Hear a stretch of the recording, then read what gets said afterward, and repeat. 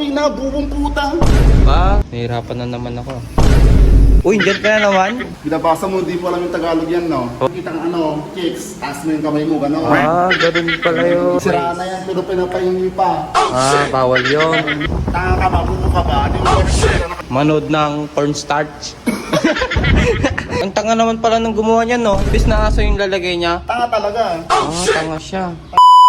I will speak a quiet voice. Hindi ko alam yung Tagalog yan, no?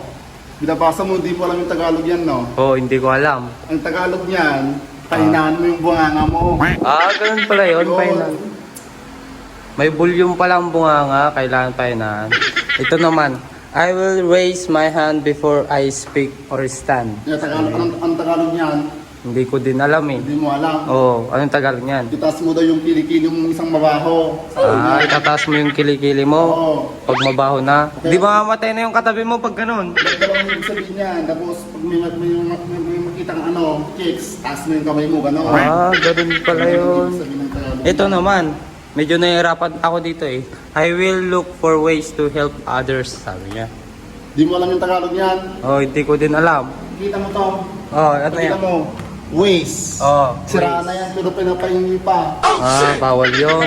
Ay, sira na pala. Tama ka no, waste. Ways. Kasi ang waste, sira.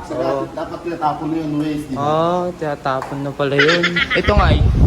Ito. Hindi ko din alam ito. I will always treat my classmate with respect. Ano sa Tagalog naman yan? Tanga ka ba, bubo ka ba? Di mo ba nagsalita, nakadrawing na nga, di mo maintindihan. Nakakbay na nga eh, with respect, pag meron ka lagi ng kasbit mo, yakbay mo. Ganun pala yun. Nakadrawing na no. Nakadrawing na, bubong puta.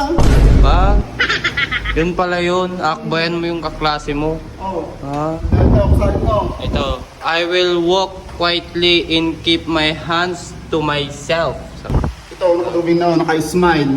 Maglakad ng nakangiti palagi. Huwag kang sisimangot. Huwag ka magsisimangot. Okay. Nakadrawing na nga lang eh. Ang bubo ko naman. Oo. Diyan na pala, no? Diyan na pala. Lalong-lalo to. Diyan na pala eh. Nakadrawing na, sample na nga yan eh. Ito nga eh. I will treat school property with care. Sabi niya. Ano sa Tagalog niyan? Huwag kang mapasok na walang iPad. Yan no? Nakadrawing na nga lang oh. Huwag kang mapasok ng walang iPad. Kita mo na nakadrawing. Dito sa school, pang mayaman lang, tignan mo. Oo. Nakalagay iPad Kailangan may iPad pag papasok ka. Papasok ka. Ganun pala. Para pwede kang mag-games, gano'n. Gusto mo mag-games, no? Manood, gano'n. Manood ng cornstarch. Kaya, Viva Max. Ganun pala. Ganun na pala Dapat may iPad ka. Ganun pala yung mga Tagalog niyan. Ngayon alam ko na.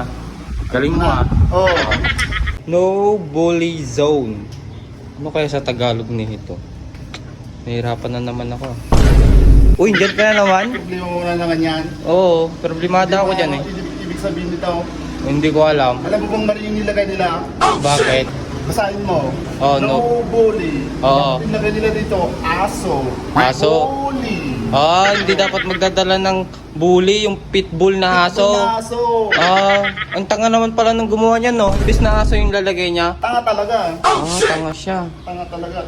Tanga naman nun. Mali. Mali. Bully. Bully. Yung ano yan, yung pitbull na aso. Siyempre mangangagat, no? Dapat mali yan, mali.